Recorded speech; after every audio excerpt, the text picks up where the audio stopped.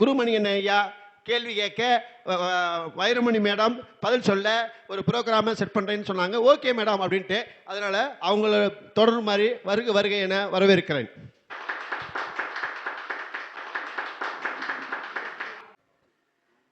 வெற்றி நிச்சயம், இது வேத சத்தியம். நம் கொள்கை என்பதே நாம் கொண்ட லட்சியம். மாசி பெரியவரின் ஆசி நிச்சயம் என்று இந்த கொல்லிமலையில் இந்த கலந்துரையாடல், அதாவது கேள்வி பதிலை நாங்கள் எடுத்துரைக்க போகிறோம். வணக்கம். வாழ்க வளமுடன், வாழ்க வையகம், வாழ்க வளத்துடன். இப்போ சில ஜோதிட துளிகள்ங்கிற ஒரு இதில் தலைப்பில் அம்மாட்ட சில ஜோதிட கருத்து கேள்விகளை கேட்டு அதற்குண்டான ஒரு விளக்கங்களை உரையாட போகிறோம். இப்போ முதல் கேள்வியாக, வணக்கம் அம்மா, ஜோதிட பாணியில் கொல்லிமலை பற்றி ஒரு விளக்கம். அதாவதுங்க, கொல்லிமலையில் இயற்கை சார்ந்ததுன்னு சொல்கிறாங்க. 18 சித்தர்களும் ஒடுங்கின இடம். அதாவது 18 சித்தர்களும் இங்கே அமர்ந்த இடம்னு சொல்கிறாங்க. அதாவது வேல்யூபிள், அவங்களுடைய வேல்யூஸனே இங்கே தான். அவங்க அந்த அப்படின்னு சொல்கிறாங்க. இன்னொன்று என்ன அப்படின்னு கேட்டிங்கன்னா, மாந்திரீகத்துக்கு அதிமுக்கியமாக கொல்லிமலையா அப்படின்னா மாந்திரிகத்தை தான் மெயினாக, அது அதுதான் அப்படின்ற மாதிரி அதை எடுத்துரைக்கிறாங்க. அப்போ மாந்திரிகத்துக்கு மட்டும் தானுங்களா? அப்படி இல்லைங்க. அதாவது கொல்லிமலையில் வாழ்வியல் சம்பந்தமான அதாவது மனித வாழ்க்கைக்கு சம்பந்தமான வாழ்வியல் சம்பந்தமான அனைத்தும் ஒடுங்கினது தானங்க இந்த கொல்லிமலை. அதாவது எதற்காக அதை மாந்திரிகத்தை மட்டும் முக்கியமாக சொன்னாங்க அப்படின்னு கேட்டிங்கன்னா, அதான் பலி, அதான் அரபலீஸ்வரர். அந்த சாமி பேர் என்னங்க? அரபலீஸ்வரர். அப்படின்னா அதுலேயே பலின்றது ஒரு உச்சரிப்பு வருதுங்க.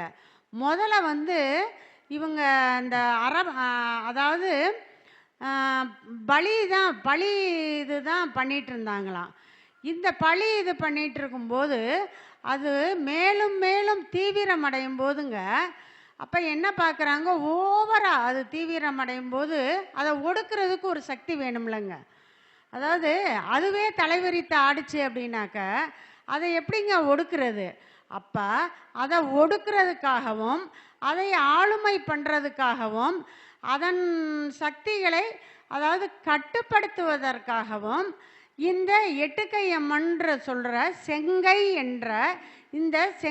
என்ற இந்த காளி தாய் வர்றாங்கங்க. அப்போ வரும்போது அதாவது மாந்திரிகத்தை நல்லதுக்கும் பயன்படுத்தலாங்க. அதை முன்னாடி உள்ளவங்க அதை கெட்டதுக்கே அதிகமாக யூஸ் பண்ணதுனால இந்த செங்காளி அதிவேகமாக அந்த ஆவேசத்தோட இங்கே அதை பூரா கட்டுப்படுத்தணும். அப்போ அதை கட்டுப்படுத்துறதுக்கு ஒரு இது வேணும் அப்படின்னு சொல்லி அந்த அம்மா வந்தாங்க. அப்போ அந்த அம்மா வரும்போதுங்க, இப்போ என்னங்க, 9 குன்னில் ஒசந்த குன்று மாசி பெரிய குன்று அப்படின்னா என்னங்க, 9 மலை இருக்குதுங்க. 9 மலையில் ஒசந்த மலை மாசி பெரியண்ணை இருக்கிற மலை தானுங்களாமா.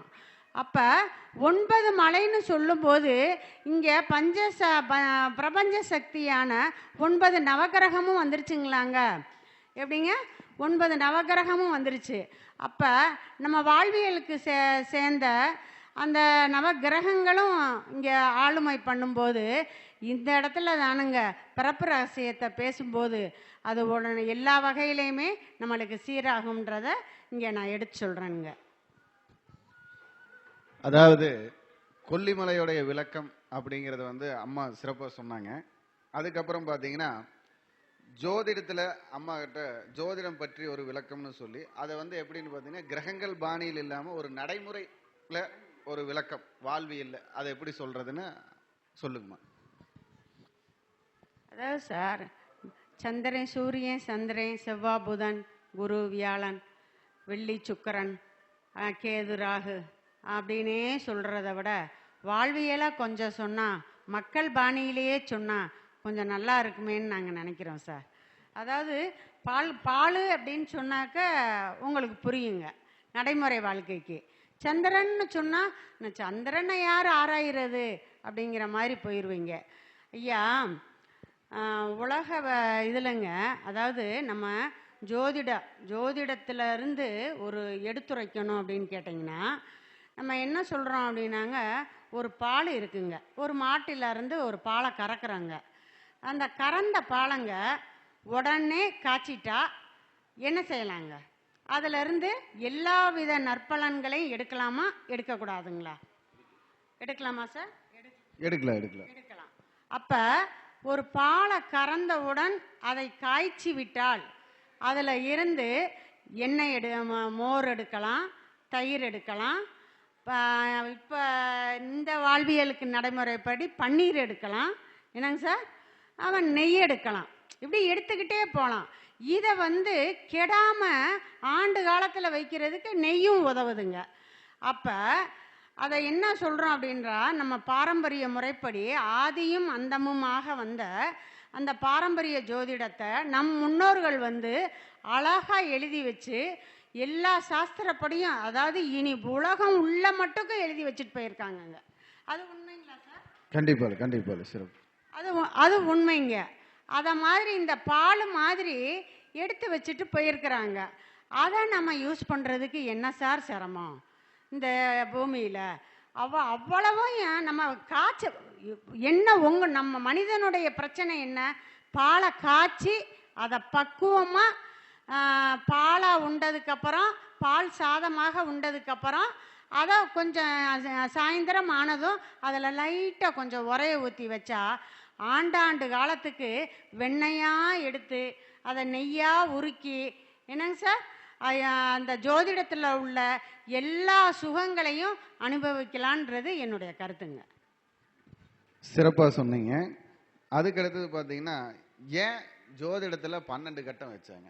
அதுக்கு என்ன ஒரு காரணம்? அதுக்கு ஒரு விளக்கம் சொல்லுங்க சார். அதாவது 12 கட்டம் தமிழ்நாட்டில் எத்தனை மாநிலம் இருக்குது சார்? பல அதாவது தமிழ்நாட்டில் ஒரே ஒரு முதலமைச்சர், அவர் மட்டுமே ஆண்டுட்டு மற்ற மக்களை பூராமே ஆளுமை செய்யலாம் இல்லையா? ஆனால் அவர் தான் ஆளுமை செய்கிறாரு. ஆனாலும் மாவட்ட வாரியாக ஒவ்வொரு எம்எல்ஏக்களை போடுறாங்க, ஒவ்வொரு இதை போடுறாங்க. முதல்ல மாவட்ட வாரியாக எம்எல்ஏவை போடுறாங்க, எம்எல்ஏக்குள்ளே ஒரு வட்டம் போடுறாங்க, வட்டத்துக்குள்ளே ஒரு பேரூராட்சி போடுறாங்க, பேரூராட்சிக்குள்ளே ஒரு கிளை போடுறாங்க, ஒரு கிளைக்குள்ளே அந்த பஞ்சாயத்து இது போடுறாங்க. இப்படி பேரூராட்சி, பஞ்சாயத்து யூனியன் இப்படி ஏங்க பிரித்தாங்க? ஏன் அந்த முதலமைச்சரேவும் ஆளுமை செஞ்சிட்டா என்னங்க? அப்போ இத்தனை பேரை ஏன் போடுறாங்க அப்படின்னாக்க, இவ்வளோ தூரத்தில் இருந்து இவ்வளோ தூரத்துக்குன்னு ஒரு வித்தியாசம் இருக்குதுங்க. இப்போ இந்த கொல்லிமலையில் 9 மலை இருக்குதுங்களாமா. 9 மலையையும் கொல்லிமலைன்னு தான் சொல்கிறாங்களே தவிர வேற ஏதாவது சொல்கிறாங்களா சார்? இல்லை. அப்போ இவ்வளோ தூரத்தில் இருந்து இவ்வளவு தூரத்துக்கு ஆட்சி செய்ய ஒரு ஒரு ஒரு நிர்வாகம் தேவைப்படுதுங்களா? ஆமாம். அப்போ அந்த அந்த தலைமையில் இருந்துக்கிட்டு அடிவாரத்தில் உள்ள செயல்பாடுகளை நம்ம செய்ய முடியுங்களா? அப்போ அடிவாரத்துக்கு ஒருத்தர் தேவைப்படுறாங்க, மேலே ஒருத்தர் தேவைப்படுறாங்க, இடையில ஒருத்தர் தேவைப்படுறாங்க. இதை மாதிரி தானுங்க இந்த பிரபஞ்ச சக்தியில் இந்த மொத்த பிரபஞ்சத்தையும் 12ஆக பிரித்து அந்த 12க்குள்ளே 9 பாதத்தை, அதாவது இந்த கேபின்ற இப்போ வளர்ந்து வந்த எங்கள் ஐயா சொன்ன மாதிரி ஏஇயை பார்த்து பயப்படுறோம், எங்கள் கருணாநாதன் ரவி ஜெயக்குமார் ஐயா சொன்ன மாதிரி ஏஇயை பார்த்து இப்போ பயமாக இருக்குன்ன மாதிரி இப்போ என்ன சொல்கிறாங்க, இந்த கேபி வளர்ச்சி தானுங்க, அதுவும் அது ஏஇயாக மாறிடக்கூடாதுன்னு தானுங்க நாங்கள் பயப்படுறோம். புரியுதுங்களா? அப்போ அதை மாதிரி அந்த உங்களுக்கு எப்படி இப்போ 4 பாதம் தானே கொடுத்துருக்குறீங்க, அதாவது 4 தான், ஒரு நட்சத்திரத்துக்கு 4 பாதம் தானே கொடுத்துருக்குறீங்க, ஏன் 9 கொடுக்கல அப்படின்ற மாதிரி ஒரு கேள்வி அந்த இடத்துல முன்வைக்கிறாங்கங்க. அதாவதுங்க எல்லாருமே முதலமைச்சர்னு சொல்லிட்டா அப்போ இதுக்கு எங்கெங்க போகிறதுங்க? அப்போ இதில் போட்டி அதிகரிக்குங்களா அதிகரிக்காதுங்களா? கண்டிப்பாக. அப்போ வேக்கண்ட்டுன்னு ஒன்று வச்சிருக்கணுங்களா? அதாவது எல்லாத்துக்குமே முதலமைச்சர் பதவி கொடுத்துட்டாக்க யாருங்க தொழிலாளர் வேலையை செய்கிறது? புரியுதுங்களா? அப்போ அந்த பாணியிலங்க, அந்த பாணியை நாங்கள் கருத்தில் கொண்டு தான் ஒரு நட்சத்திரத்துக்கு 4 பாதம். அப்போ அதை மாதிரி 2.5 நட்சத்திரம் 2.25 நட்சத்திரத்தை அதுக்குள்ளே யூஸ் பண்ணி 9 பாதத்தை கொடுத்துட்டாங்க. அவங்க என்ன சொல்கிறாங்க, 9 கிரகமும் வேணுன்றாங்க. நாங்கள் என்ன சொல்கிறோம், 9 பாதத்தை கொடுத்து அதில் 5 பேர்த்த வெளியில் நிப்பாட்டி 4 பேர்த்துக்கு இடம் கொடுத்துருக்கோங்க. இப்போ தானுங்க போட்டி போட முடியும். புரியுதுங்களா? 4க்கு 4 எப்படிங்க போட்டி போடுறது? அப்போ 4 பேர்த்துக்கு இடம் கொடுத்து 5 பேர்த்த வெளியில் நிப்பாட்டியிருக்கோங்க. இப்போ போட்டி போட சரியான கணக்கு வருங்களா வராதுங்களா சார்? இதைத்தாங்க நாங்கள் பாரம்பரியத்தில் எடுத்து உரைக்கிறோம். அதாவது ஜோதிடத்தில் 12 கட்டங்களுக்கு அம்மா விளக்க சொன்னாங்க. ஏன்னா இப்போ 12 பாவங்கள் 12 நிலைகள். இந்த 12 நிலைகள் அப்படிங்கிறது 18 படிகளை கொண்டது. அதாவது 9க்கும் ஒவ்வொரு அமைப்புக்கும் பார்த்தீங்கன்னா 2, அதாவது ஒரு பாதத்துக்கு 2 பாதை அப்படின்னு சொல்லக்கூடிய அமைப்பு இருக்கு. இந்த 2 பாதை 9 பாதத்துக்கு 18 படிகள். இந்த 18 படிகள் நேற்று ஒருத்தர் ஒரு நல்ல விளக்கம் கொடுத்தார். அப்போ 12 பாவங்கள் பார்த்தீங்கன்னா 12 நிலைகளை குறிக்கிறது.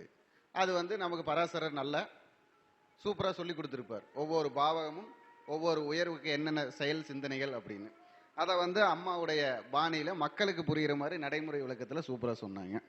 சந்தோஷம். அதுக்கப்புறம் 7ஆம் இடத்தில் ராகு கேது சனி கூட்டாகவோ தனித்தோ நின்றால் அதோடைய நிலை என்னங்கம்மா?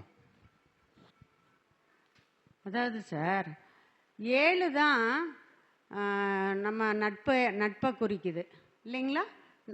7 தாங்க எப்போவுமே நட்பை குறிக்குது. இணையை குறிக்குது, நம்மளுடைய இணையவும் சேர்த்து குறிக்குது. வாழ்வியலான இணை ஆணும் பெண்ணும் சேர்ந்தால் தானங்க வாழ்க்கையினுடைய நடைமுறைகளே உற்பத்தியாகும். அப்போ அந்த இணையை குறிக்கிறதும் அந்த 7 தானுங்க. அப்போ அது என்ன அப்படின்னா, அப்பேற்பட்ட இடத்துல செவ்வாய் ராகு சனி 3 பேரும் கூடுறாங்க. அப்படிங்கும்போது அந்த இடத்துல ஒரு காரசாரமான, அதாவது ஒரு அந்த இடத்துல கூடும்போது அப்படி உள்ள ஜாதகர்கள் இணையாக கூடும்போது அவர்களிலிருந்து வெளிப்படும் வார்த்தைகளும் ஒரு காரசாரமாகவே உள்ளது. அதாவது தாழ்ந்து போகிறதுக்கோ ஒரு இது பண்ணுறதுக்கோ அந்த விவாதங்கள் முன்வைக்கிறது இல்லை. இவரும் இறங்கி போக மாட்டார், அந்த ஆணும் இறங்கி போக மாட்டேங்கிறாங்க, அந்த பெண்ணும் இறங்கி போக மாட்டேங்கிறாங்க. அப்போ அப்படி உள்ள ஒரு சூழ்நிலையில் இதை கொஞ்சம் லைட்டாக சாந்தப்படுத்தணுங்க. அதை எப்படிங்க சாந்தப்படுத்துறது? அப்போ இதை வாழ்வியல் முறையில் நாம் புரிஞ்சுக்கிற மாதிரி அதை எந்த முறையில் நம்ம சாந்தப்படுத்துறது? அப்போ அந்த கணவர் கொஞ்சம் ஏற்றமாக இருந்தாலும் அவர் அந்த செயலை செஞ்சு முடிக்கிற வரைக்கும் நாம் பேசவே கூடாதுங்க. அதே மாதிரி இந்த பெண்ணு ஏதாவது ஒரு அந்த காரகத்துவத்துக்குள்ள அந்த காரசாரமான விவாதத்துக்கு வருதா, அப்போ அந்த பெண்ணு அந்த நடைமுறையை அந்த காரசாரத்துக்குள்ளே இருக்கும்போது இந்த ஆண் அதை பேசவே கூடாதுங்க. இந்த முறையை கையாண்டாக்க இதில் இருந்து நம்ம வாழ்வியல் முறையாக தப்பிக்கலான்றத என்னுடைய கருத்துங்க. சிறப்பு. அதாவது ராகு கேது 7ல் இருந்தால் அவர்களுடைய ஸ்டைலில் பாணியில் ஒரு நல்ல கருத்து சொன்னாங்க. அதுக்கு அவங்கள பாராட்டிட்டு, அதாவது இப்போ சுக்கிரன் செவ்வாய் அப்படிங்கிறது கல்யாண கிரகங்கள் அப்படிங்கிற மாதிரி ஒரு அமைப்பு. அப்போ இந்த சுக்கிரன் செவ்வாய் சுக்கிர நட்சத்திரத்தில் செவ்வாய் இருந்தாலோ செவ்வாய் நட்சத்திரத்தில் சுக்கிரன் இருந்தாலோ ஆணோ பெண்ணோ அவர்களுடைய செயல் எப்படி இருக்குங்கம்மா? சுக்கிர நட்சத்திரத்தில் செவ்வாய் இருந்தாலோ செவ்வாய் நட்சத்திரத்தில் சுக்கிரன் இருந்தாலோ அந்த ஆணுக்கோ பெண்ணுக்கோ அவங்களுடைய செயல் எப்படி இருக்கும்? அதாவது சார், ஒரு ஆண் சுக்கிர நட்சத்திரத்தில் இருந்தார் அப்படின்னு கேட்டிங்கன்னா அவர் என்ன பண்ணுவார் அப்படின்னு கேட்டிங்கன்னா, அந்த வீட்டினுடைய பொருளாதாரம், அந்த பொருளாதாரங்களை வந்து அவர் என்ன செய்வாருங்கன்னா, முன்கூட்டியே பார்த்து அதாவது அந்த மனைவியெல்லாம் கேட்கவே மாட்டாருங்க. அந்த முன்கூட்டியே பார்த்து அந்த வீட்டினுடைய அந்த எது தேவை எது தேவையில்லை அப்படிங்கிறத வந்து அவர் பார்த்து யாரையும் கேட்காம கொள்ளாமல் வீட்டில் அந்த இதுகளை சரி பண்ணிடுவாருங்க. அதே மாதிரி தானுங்க பெண்ணும். அந்த அந்த பெண், அதாவது செவ்வாய் நட்சத்திரத்தில் அந்த பெண் இருந்தால் அந்த ஆண் மாதிரி எந்த மாதிரி இந்த வாழ்வியல் முறையில் பொறுப்பேற்றுக்கிறாங்களோ அதை மாதிரி அந்த தன்மையும் அந்த பெண்ணிடம் இருக்கும். இதே மாதிரி ஆண் எந்த மாதிரி அந்த செயல்களை வந்து குடும்ப செயல்களை நிவர்த்தி பண்ணுறாங்களோ சரி பண்ணுறாங்களோ அதே மாதிரி அந்த பெண்ணும் அதை சரி பண்ணுவாங்கன்றது என்னுடைய கருத்து சார். நல்ல ஒரு விளக்கத்தை கொடுத்தாங்க. அதுக்கு மீண்டும் அவர்களை பாராட்டி கொண்டு, அதாவது இப்போ ஒரு முக்கியமான விஷயம் இந்த காலத்தில் அப்படிங்கிறது என்னன்னு பார்த்தீங்கன்னா, தம்பதியினர் அந்யோன்யமாக வாழ முடியல. அது ஏன்? அதுக்கு உண்டான ஒரு விளக்கம் சொல்லுங்க. அதாவது சார், நம்ம இயற்கைப்படி இயற்கை தானே சார், அதாவது இயற்கைக்கு நோ சைடு எஃபெக்ட், செயற்கைக்கு சைடு எஃபெக்ட் உண்டு. எப்படிங்க சார்? ஏதாவது ஒரு வழியில் அந்த சைடு எஃபெக்ட் வந்து உண்டு. அப்போ அதை பார்க்கும்போது நம்ம பெண்கள் வந்து இயற்கையை கம்ப்ளீட்டாக மறந்துட்டாங்க. என்னன்னு கேட்டிங்கன்னா, அதாவது ஒரு திருமணம் முடிஞ்சிருக்கு, திருமணம் முடிஞ்சு அவங்க அந்த 6 மாதம் அவங்கக்கிட்ட ஒரு வேகம் இருக்கும். ஏங்க அந்த வேகம் இருந்துச்சு? அதாவது நான் இப்போ சொல்கிறது வந்து முன்னாடி உள்ள திருமணத்தை சொல்கிறேங்க. ஒரு 20 வருஷத்துக்கு முன்னாடி உள்ள திருமணத்தில் எப்படியும் குறைஞ்சது ஒரு வருஷமாவது நல்லா அந்யோன்யமாக அப்படியே அந்த புது மாப்பிள்ளை மாதிரியே இருப்பாங்க. அந்த பெண்ணும் வந்து புது பொண்ணு மாதிரியே இருக்குங்க. அது ஏங்க இது பண்ணுச்சு? அது ஏன் அப்படின்னு கேட்டிங்கன்னா, நல்லா அந்த பெண்ணுக்கு கல்யாணம், அதாவது ஜாதக பொருத்தங்கள் எப்படி வேணுமானாலும் இருக்கட்டுங்க, ஆனால் இயற்கையான ஒரு எஃபெக்டை அவங்க 2 பேருமே எடுத்தாங்க. எப்படிங்க எடுத்தாங்க? அந்த பெண்ணுக்கு அழகா தலையை மிஞ்சி பூத்தப்பாங்க. இது வந்து உண்மைங்களா சார்? கண்டிப்பாக. அதே மாதிரி மாலைகளும் இருவருக்கும், ஆணுக்கும் பெண்ணுக்கும் அழகா அப்படி மணக்க மாலைகளை அதிகமாக போட்டிருப்பாங்க. அதில் தாய்மாமை மாலை அப்படின்னு சொல்லி வகை வகையாக அன்னைக்கு முழுக்கும், அதாவது காலையில் சுமந்த மாலையை சாயந்தரம் வரைக்கும் சுமப்பாங்க. அது உண்மைங்களா இல்லைங்களா சார்? கண்டிப்பாக. அப்போ இந்த மாதிரி சுமந்தாங்க. அப்போ அந்த பெண்ணும் வந்து தலை நிறைய அந்த மல்லிகை பூவை அப்படியே அந்த தலை உச்சியில இருந்து அந்த மயிர்கால்களின் நுனி வரைக்கும் அந்த அம்மா தச்சு அப்படியே அந்த ஒரு நாள் முழுக்கும் 12 மணி நேரம், அதாவது ஜாதகத்தில் 12 கட்டம் இருக்கிறது போல 12 மணி நேரம் அதை வந்து சமைப்பாங்க. அப்போ அப்படி ஏன் அந்த அதாவது பள்ளியறை ரூமுக்குள்ளே போகிறதுக்கு கூட அதோட தான் போவாங்க. என்ன சார்? ஆமாம், கண்டிப்பாக. அப்போ அந்த மாதிரி இருந்த காலகட்டத்தில் அந்த மல்லிகை பூவுக்கு ஒரு வைப்ரேஷன் உண்டுங்க. மல்லிகை பூ என்ன சார்? சுக்கிரன் தானுங்க. ஆமாம், சுக்கிரன். அப்போ இந்த மல்லிகை பூவுக்கு ஒரு சுக்கிர சக்தி இருக்குதுங்க. அதை விட விந்து என்கிற சுக்லத்தையும் விந்தையும் அந்த ஈர்க்கிற சக்தி அதுக்கு அதிகம் உண்டுங்க. இந்த பொண்ணு 12 மணி நேரம் வச்சு அந்த பள்ளியறைக்குள்ளே அந்த முதலிரவு ரூமுக்குள்ளே போன அந்த எஃபெக்ட்டு ஒரு வருஷத்துக்கு அந்த கணவன் மனைவி இருவரையும் புது பொண்ணு புது மாப்பிள்ளையாவே வச்சுருக்குதுங்க. அந்த ஈர்ப்பு சக்தியும் அவங்களுக்கு கிடைக்குதுங்க. அப்போ இவ்வளவு இருக்கும்போது அந்த இயற்கையை நீங்கள் விட்டுட்டீங்களே, பெண்களே விட்டுட்டீங்களே. இன்றைக்கி எங்கள்கிட்ட அந்த அந்யோன்யம் இல்லை அப்படின்னு ஏன் சொல்கிறீங்க? நீங்கள் வந்து அதாவது பெண் வந்து எப்போவும் இறங்கி போக மாட்டாங்க. அப்போ நீங்கள் எதுக்காகவும் நீங்கள் அவங்கள கூப்பிட தேவையே இல்லை.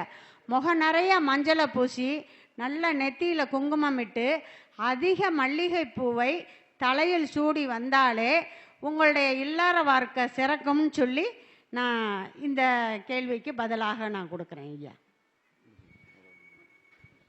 இதுவரை கேட்ட கேள்விகளுக்கெல்லாம் அவர்கள் பாணியில் சிறப்பான பதிலை சொல்லி அவர்கள் உடைய ஜோதிடத்தின் உயர்வை காட்டினார்.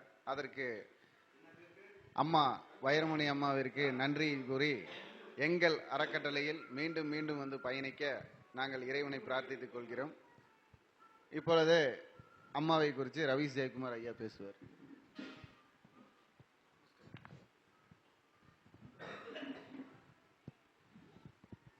அகத்தியர் ஜோதிட வித்தியாலய அறக்கட்டளை சார்பாக 24வது ஜோதிட கருத்தரங்கம் நடத்திக்கிட்டு இருக்கோம். அந்த அடிப்படையில் வைரமணி மேடம் முதலிருந்து வந்து உரையாடல் மூலம் நம் கருத்துக்களை முதல் முறையாக நாம் செய்யலாங்கய்யா அப்படின்னு சொன்னாங்க. ரைட்டு மேடம், நீ உங்களுக்கு என்ன விருப்பம் இருக்குதோ அந்த அடிப்படையில் பயணிக்கலாம் அப்படிங்கிறத அனுமதியோட குருமணி என்ற ஐயா கேள்வி கேட்க வைரமணி மேடம் பதில் சொல்ல அருமையான ஜோதிட கருத்துக்கள் பதிவு இங்கே நடந்து கொண்டிருக்கிறது. நீங்கள் பார்த்துருப்பீங்க. அந்த நிகழ்வுக்கு வந்து நம்மளுக்கு சிறப்பு செஞ்ச மேடமுக்கு நம்ம வாழ்த்து சொல்லி நன்றி தெரிவிக்கிற வகையில் பொன்னாடை பார்த்த நம்மளுடைய வயதில் மூந்த அதாவது இன்னும் சொல்லப்போனால் தாசில்தார் ஐயா வடிவேல் ஐயா தான் எனக்கு வைரமணி மேடத்தை அறிமுகப்படுத்தி வச்சாங்க. இன்றைக்கி அவர் கையாலேயே அந்த பொன்னாடை கொடுக்கறதுக்கான வாய்ப்பு பிரபஞ்சம் கொடுத்துருக்கு. அதுக்கு தகுந்த அப்படியே ஐயாவும் இப்போ தான் வரார் கரெக்டாக. சரிங்களா? இதுதான் பிரபஞ்சம் உணர்த்துற உணர்ப்புன்னு நம்ம சொல்லுவோம் கண்டிப்பாலுமே. சரிங்களா?